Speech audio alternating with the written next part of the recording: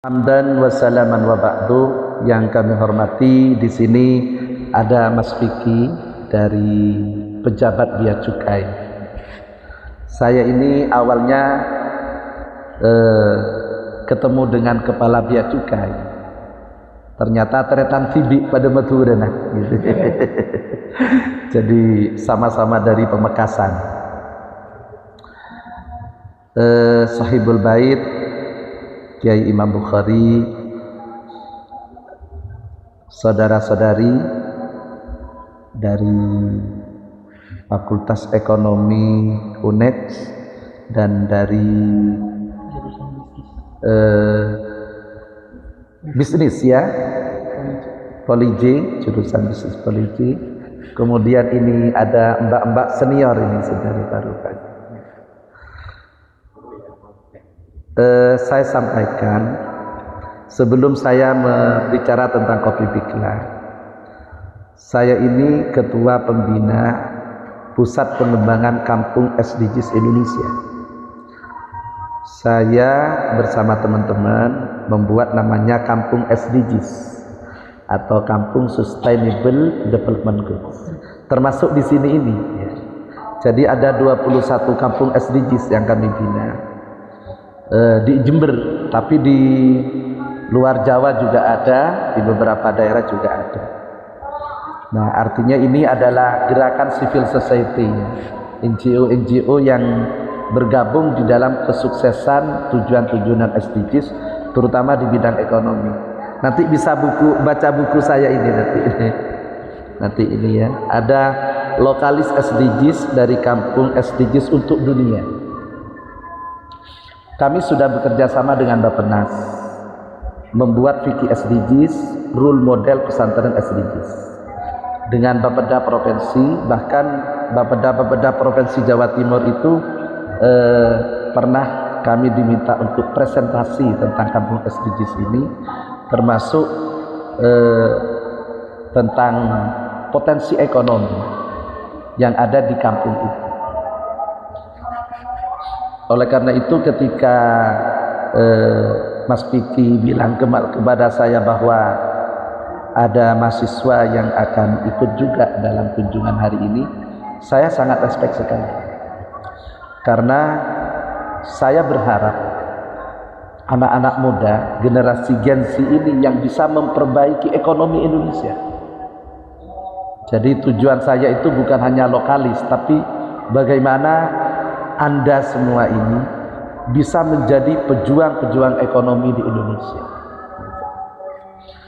Nah, nanti setelah dari sini bisa berkunjung ke Sekretariat Pusat Pengembangan SDGs, dekat kok. Ya. Jadi bisa berkunjung di sana.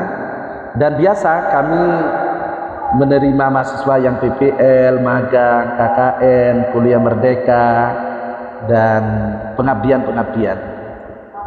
Saya memang tertarik kalau anak-anak muda ini mau bergerak di bidang ekonomi. Nah, tidak hanya kopi, tapi juga ada beberapa produk-produk lainnya.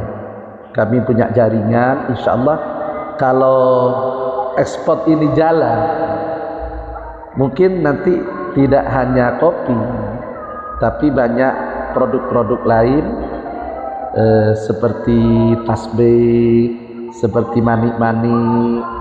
Nah, masyarakat kita itu banyak yang pandai memproduksi, tapi lemah dari sisi pemasaran. Dan sebenarnya peran mahasiswa ini sangat signifikan ya, kalau memang serius, karena kalian ini menguasai medsos misalnya, ada potensi ekonomi di satu kampung, lalu sambian viralkan, itu bisa maju ekonominya itu. Ya, dan itu tidak hanya terkait dengan satu barang, tapi bisa dengan produk-produk yang lain, baik produk pertanian dan lain sebagainya. Nah, terkait dengan Kopi Bikla, kapan hari itu saya memang mengajak ke Bukhari, Swan dan silaturahim kepada kepala Bea Cukai. Nah, saya kepingin Kopi Bikla ini bisa ikut konsorsium eksportir. Maksud saya begitu. Kalau kami ya langsung ekspor itu mungkin Masya Allah sudah cari jalan ini sudah ikhtiarnya maksimal, tapi belum terlaksana. Saya kemarin ke Arab Saudi 1 bulan, kebetulan bulan Ramadan. Saya bawa 1 koper kopi Bikla ini. Nah, sampai di sana alhamdulillah ternyata orang Arab itu cocok dengan kopi kita. Terutama kalau orang Arab itu kan seneng yang ada jahenya, yang rempah-rempah itu. Saya bawa ke Madinah, saya bawa ke Mekah, saya bawa ke Jeddah, saya bawa ke Taif. Teman-teman itu Masya Allah senang. Nah, cuma masa ngirimnya ini pakai koper-koper umroh gitu kan ya. Ya Allah, ongkosnya itu berapa kan gitu kan. Nah, sehingga saya silaturahim ke Bea Cukai. Mudah-mudahan beliau Mas Piki ini bisa mengusahakan. Jadi mengusahakan bagaimana Kopi Bikla ini bisa ikut andil dalam konsorsium eksportir. Jadi misalnya ada orang yang sudah biasa ekspor kopi. Nah, orang ini kan tentunya sudah pengalaman, sudah punya pasar. Nah, kami ikut nimbrung di dalamnya. Jadi ikut nimbrung di dalamnya tentunya dengan harga yang memang sama-sama menguntungkan, bisnis to bisnis gitu. Nah, kalau pihak Bea Cukai kemudian teman-teman ini bisa mengusahakan seperti ini, artinya ketika kita mau produk besar-besaran, 1 hari kita bisa 2 ton. Jadi mesin yang ada di sini ini 1 hari 2 ton itu bisa. Nah, dan kami tidak ragu kalau sudah pasarnya jelas, istilahnya modal kami berikan untuk Kopi Bikla ini, lalu sudah ada pasar ekspor, ini yang luar biasa. Kalau itu terjadi, Masya Allah, kalian akan memperoleh amal jariah yang luar biasa. Sebenarnya kami sudah punya kontak, misalnya di Iran kemarin. Bisa Pak Kiai, Iran bisa nerima karena teman saya itu sudah biasa ekspor ke sana. Cuma harus kita bawa barang dari Iran. Nah, saya yang susah itu khawatir dikasih bom. Iya, ditukar kopi, ditukar bom gitu bapaknya. Kan berat ini. Oh, untuk apa bom ini kan gitu. Nah itu. Kalau tukar-tukar barang seperti ini saya buat jangan lemas, jangan mas. Kalau barang-barang kalau ini dibeli jelas harganya sekian itu kan enak gitu. Nah, saya bilang ke Kiai Bakiri, jangan putus asa. Saya akan terus berikhtiar untuk melakukan pengembangan jaringan supaya Kopi Bikla ini laku di dunia internasional. Dan kami sebenarnya punya jaringan NGO yang bergerak di SDGs. Kampus SDGs nomor 1 sedunia itu Sydney University. Karena Sydney University itu seluruh karya-karya ilmiahnya harus berbasis SDGs. Di Jember ada SDG Center, sering kerjasama dengan kami. Ya di UNED ada SDG Center, ada, sudah ada. Nah, sehingga kolaborasi dengan berbagai pihak ini penting. Nah, kalian sebagai men of analysis, jadi bisa melakukan penelitian, riset, kemudian melakukan karya-karya ilmiah, mengangkat potensi-potensi yang ada di kampung-kampung, seperti sampean datang ke sini, ya tentunya medsosnya sampean kan akan bicara tentang Bikla kan gitu. Jadi secara tidak langsung sampean akan mempromosikan kopi Bikla, itu yang penting, salah satu langkahnya. Ya syukur kalau niru anak-anak mahasiswa yang saya didik. Nah, saya biasa mendidik anak-anak mahasiswa, terutama orang yang tidak mampu. Saya punya beberapa produk, ada produk sabun ya termasuk kopi Bikla ini, ya termasuk produk apa mamik makanan dan lain sebagainya. Nah, anak-anak mahasiswa, saya ingin merubah mindset dari tidak mau berbisnis, bagaimana bisa berbisnis. Jadi mindset itu penting. Kadang-kadang ada sekolahnya ekonomi tapi jualan nggak bisa. Ini repot ini. Jadi kalau praktek ke rumah, saya bilang Anda jurusan ekonomi, Anda harus bisa bisnis, Anda harus bisa dapat uang. Nah, saya memang Mas Ferry, Mas Vicky. Jadi ke anak-anak itu tidak hanya rasionalitas, tapi juga kita didik secara spiritualitas, karena rezeki itu dari Allah. Jadi bagaimana anak-anak ini bisa dipermudah rezekinya oleh Allah. Gitu. Nah, merubah mindset menjadi pembisnis itu tidak ada lain, harus ke lapangan.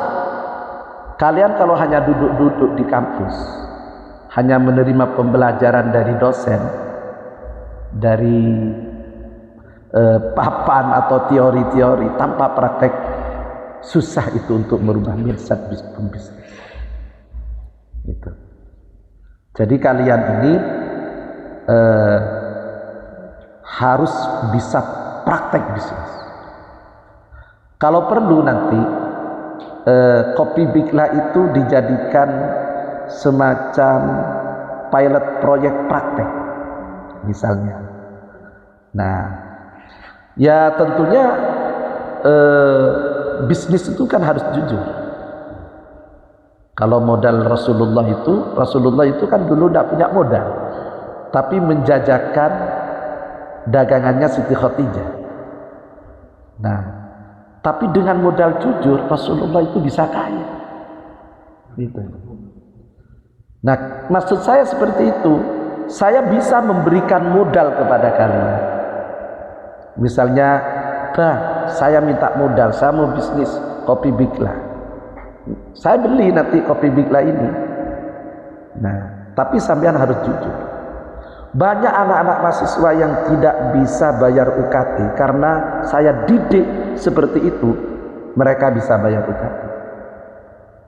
Gitu. Jadi mahasiswa ini harus bisa praktek. Jangan hanya teori ansih, praktek, turun ke lapangan. Saya ini pernah ada di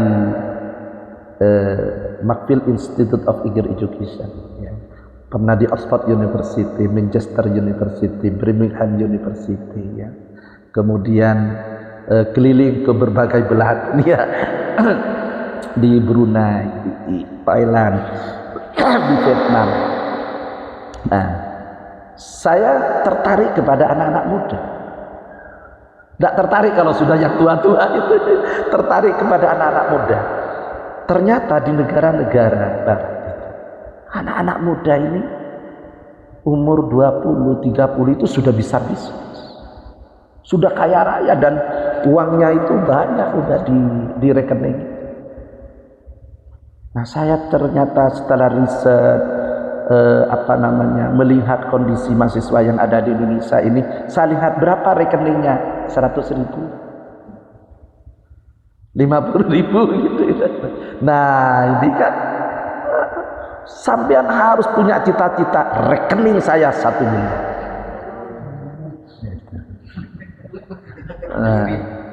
Nah, ini apa ya? katanya bahasa pesantren itu ana inda dhanni abdi bi. Saya itu tergantung kepada dugaan hamba. Kalau sampean mulai sekarang optimis, saya harus punya uang 100 juta dengan kerja ini, dengan mengkampanye bisnis kopi Bikla, yakin itu bisa. Kalau itu mau sungguh-sungguh. Jadi gak ada di dunia ini yang apa istilahnya tidak bisa. Bisa semua. Dan kita harus bisa. Nah, makanya saya itu sering saya ini punya ISQ. Memang motivator ISQ saya. Motivator ISQ selalu memberikan semangat kepada anak-anak muda. Ayo bisnis saja, bisnis. Karena jadi mahasiswa kemudian wah malu kita. Padahal jangan malu. Di kafe-kafe itu banyak saja. Kafe-kafe di Jember itu berapa kafe? Ini praktek ya. Saya ini mumpung ke Marisma. Saya pernah ngutus mahasiswa. Bahwa saya tidak punya uang untuk bayar UKT. Kalau sampean dikasih uang, seterusnya sampean akan menjadi peminta-minta. Nih barang, ada kopi, ada sabun, jual. Jadi dia datang ke kafe-kafe, bahkan dosennya didatangi. Pak dosen, saya punya tugas dari pembimbing tempat PPL saya harus jualan kopi, saya harus jualan ini sabun dan lain sebagainya. Saya suruh bilang apa adanya untuk membayar UKT. Alhamdulillah 2.500.000 ada yang 3 juta UKT-nya lunas hanya dalam jangka waktu setengah bulan. Dia bisnis itu. Berapa kafe, kan tempatnya kafe di Jember itu. Masa sambian bawa ini tidak bisa laku? Seorang pembisnis itu, semua orang-orang kaya itu dari nol. Datang pakai sepeda motor. Saya bisnis kopi, saya bisnis ini. Jangan malu. Kalau itu sudah sampean berhasil, testimoni seperti itu sudah berhasil, calon sampean itu jadi orang kaya. Itu. Duk, bukan berarti saya orang ini. Saya katakan begini. Bukan berarti uang itu segala-galanya. Tapi ketika sampean punya uang, sampean itu bisa menjadi orang yang mulia. Tapi kalau uangnya itu halal, mulia. Nah ini sambutan dari saya. Saya ini memotivasi kalian ya. Terima kasih. Assalamualaikum warahmatullahi wabarakatuh. Jadi sebenarnya